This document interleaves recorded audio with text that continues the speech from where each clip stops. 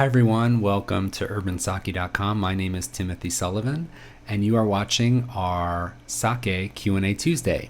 This is a short web video I make every week to answer your questions about Japanese sake. To send in your own question, you can email me at any time to questions@UrbanSake.com or go to my website, UrbanSake.com/questions, to submit your question and watch all the previous episodes. So let's get to today's question. Today's question is actually very interesting, and it comes to us from Japan. So let's get to it. Dear Timothy-san, I have a question. Do you like hot sake? In the US, I think hot sake is served too hot. That's why American sake lovers doesn't so much like hot sake versus chilled premium sake. However, many Japanese sake fans like warmed sake, not hot sake. A suitable temperature warmed sake is really good.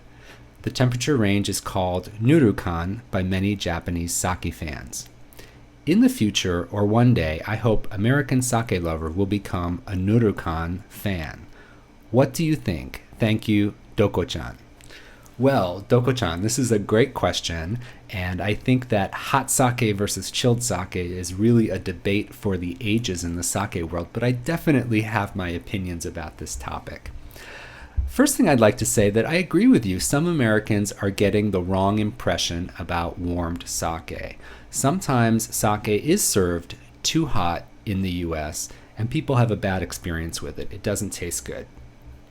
But above and beyond that, I've come to firmly believe that one of the key advantages about sake versus other beverages is that sake can really shine at many different temperatures, whether it's chilled, room temperature, or warmed. There's a sake that really stands out at many different temperatures, so it's got tremendous versatility. That's a key point about sake. The other point about warming versus chilled sake is that it's always quality in, quality out. You have to start with a good sake to enjoy it chilled or warmed. You have to really have the structure and the good quality to start with, regardless of the temperature you serve it at. So a well-crafted sake can blossom when it's warmed and shine when it's chilled. It's all about starting with a quality product. If you have something really inexpensive and cheap that's not good to begin with, warming it up a little bit or a lot is not going to make it any better. So really have to focus on quality. Now, about this term Nurukan, let's take a look at that. I actually have a chart that I pulled together about all the different heating levels and chilling levels, different temperatures that you can serve sake at. So let's take a look at this chart. So this is a sake temperature chart, and if you look at the fourth temperature grade down from the top, you'll see there's Nurukan, which is 104 degrees Fahrenheit or 40 degrees Celsius. And on the chart, it's described simply as like gently warmed sake, just above body temperature, but not really into the hot range. And this is the temperature that Dokochan recommended for serving warm sake. And I can tell you from my own experience that I've had sakes served at the body temperature range and also in the Nurukan range, the warm sake range, that have been revelations, absolutely delicious. So this notion that hot sake is bad sake is absolute rubbish in my personal opinion.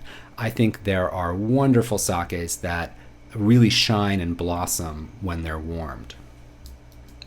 So I think that as more quality sakes come over from Japan, and there's people are starting with better sake all over the country, then I think that more people will taste warm sakes and chilled sakes that are better as the overall level of quality continues to rise. So Dokochan, to answer your question, I do like hot sake very much, and I also believe that more Americans will become aware of Nurukan and enjoy this Nurukan temperature as more and more really high quality sakes come over from Japan. So I think there's going to be a lot of people in the future enjoying warm sakes that are going to be really delicious. So thank you so much for your question. And I also want to thank everyone who's written in with your questions. I have a bit of a backlog now, as I'm only answering one question a week. But if you send in a question and I haven't gotten to it yet, don't despair. I will get to the questions in the order they came in. And thank you so much for writing. I really appreciate it. And I hope that if you have a question, you'll go ahead and submit your question ASAP, and I'll get to it as soon as I can. So thanks again for watching this week. And until next time, kanpai.